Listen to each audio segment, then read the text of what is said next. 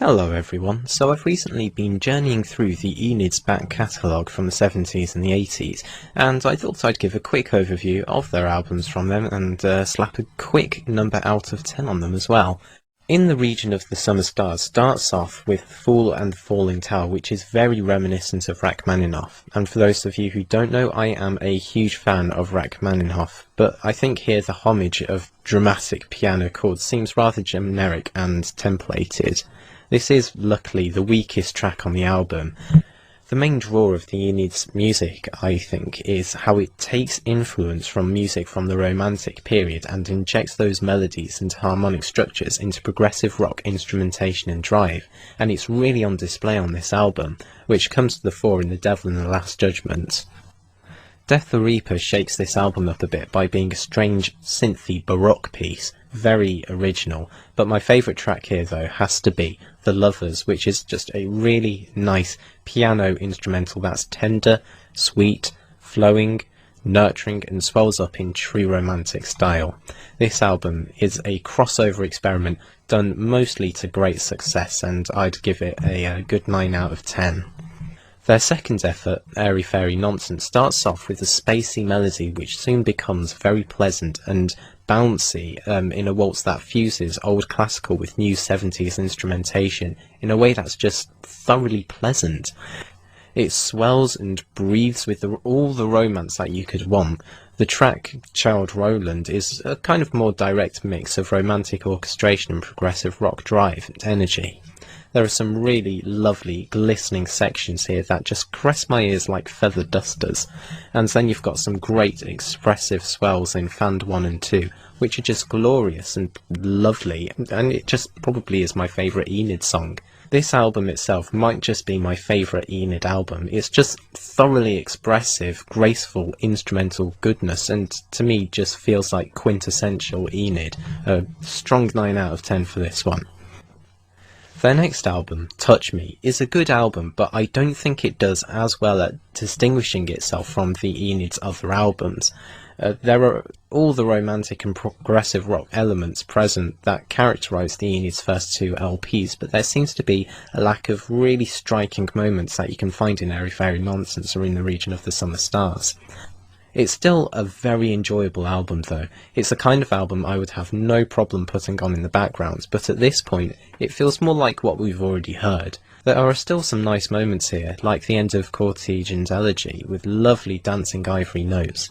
Gallivant is also a good track, and the most interesting instrumentally, proving that the Enid's ideas haven't quite run dry yet, but overall this album is more of a lighter 7 out of 10.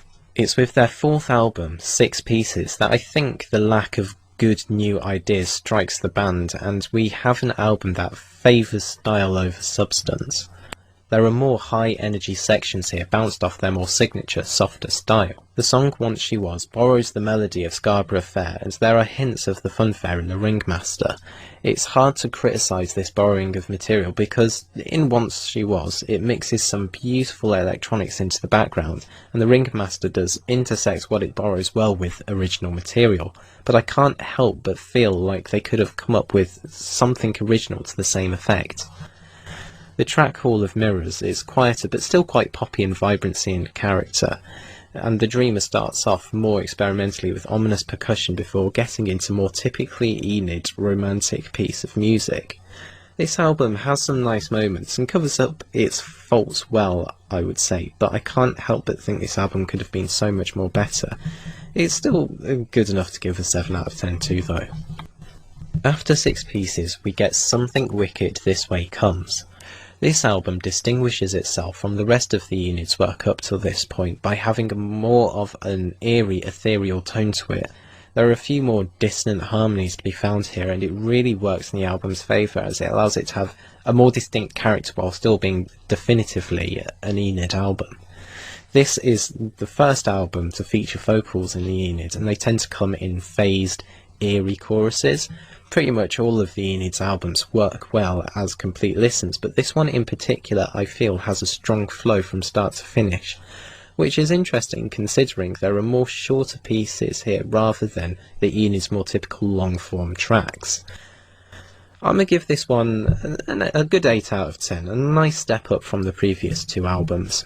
Next off we have The Spell, which starts off softly and ethereally, much like Something Wicked This Way Comes.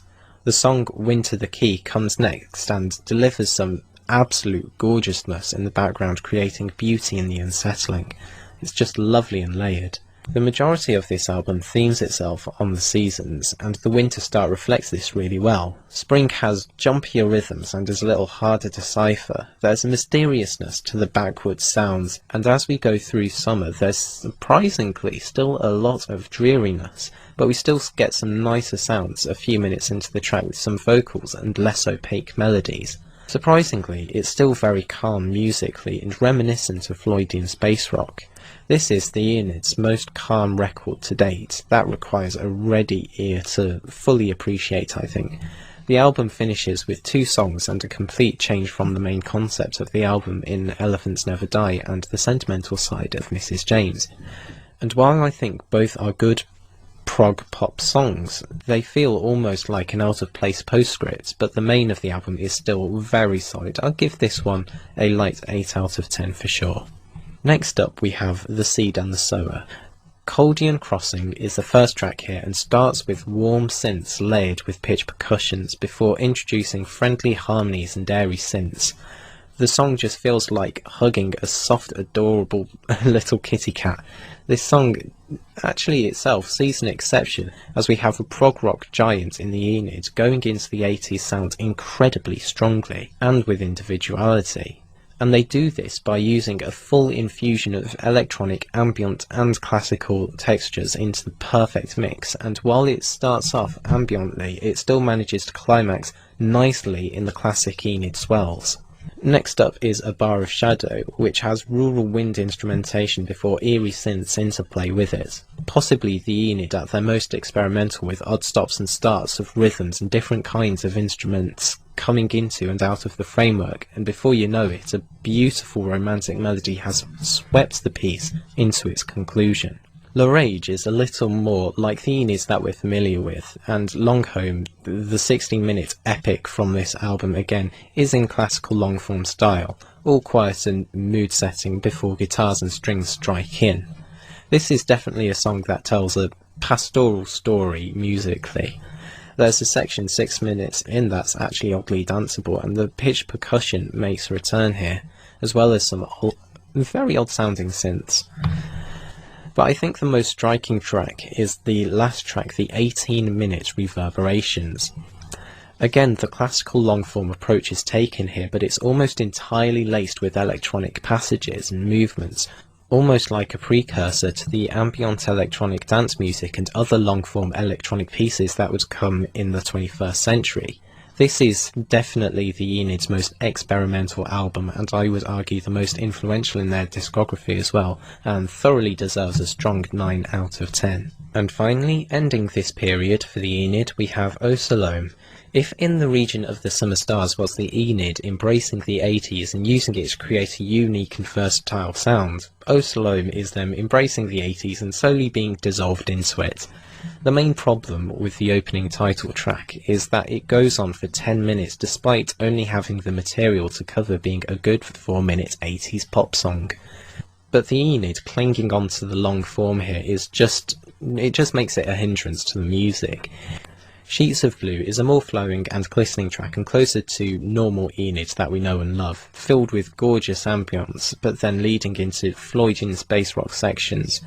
It seems to flirt between these space rock riffs and other sections, but at the same time it almost feels kind of empty, as though there was supposed to be vocals or some other melody to go over the top of it, but was for some reason cut.